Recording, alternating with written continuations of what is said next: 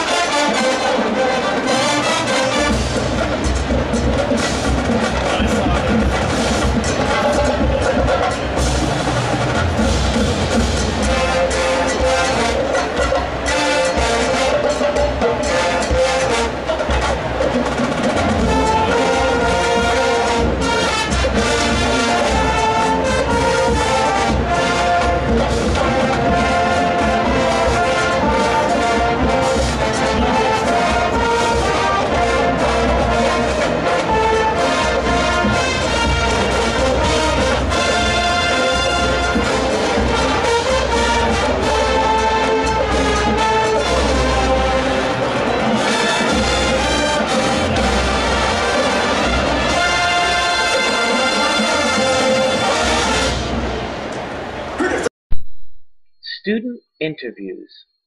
As a student and as a performer, I feel that there is quite a difference between playing stock charts that anybody plays and playing arrangements that are written specifically for the band.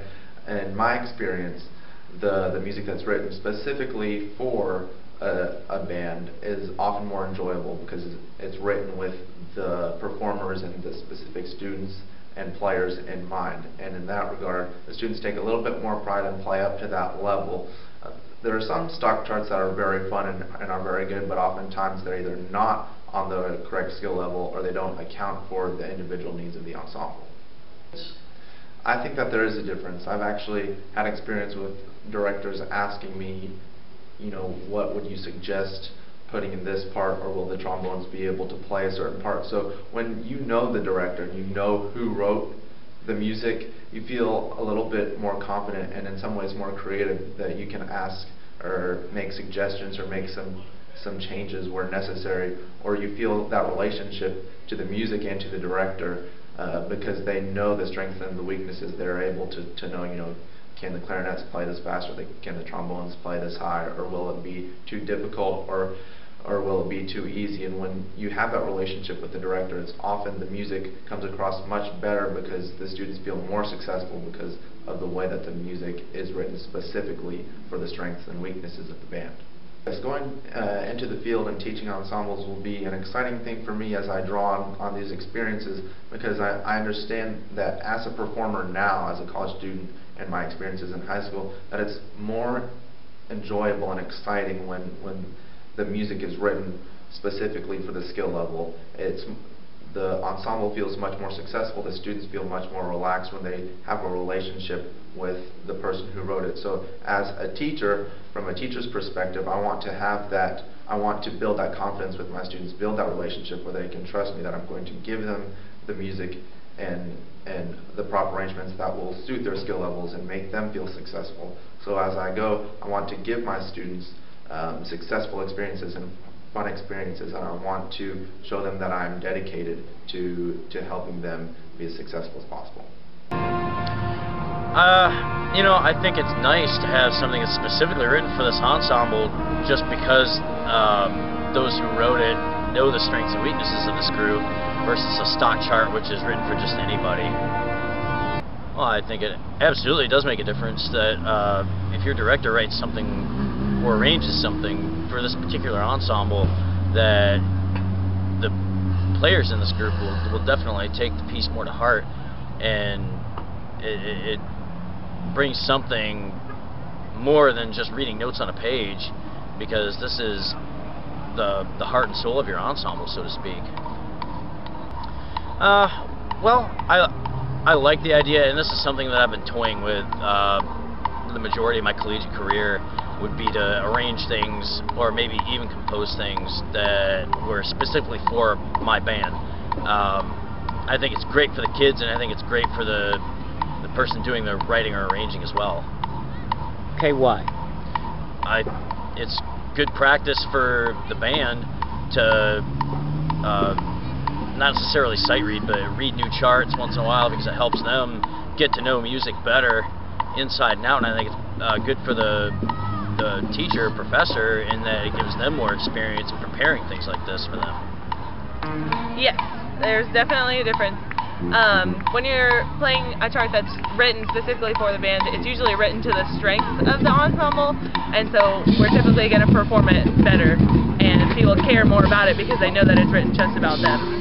Okay.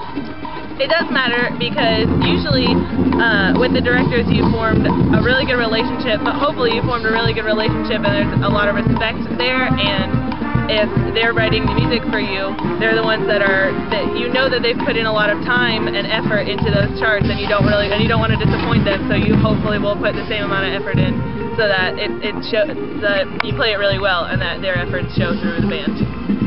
Yeah, I think so. It plays to the strengths of the band. It fits their morale better. Okay.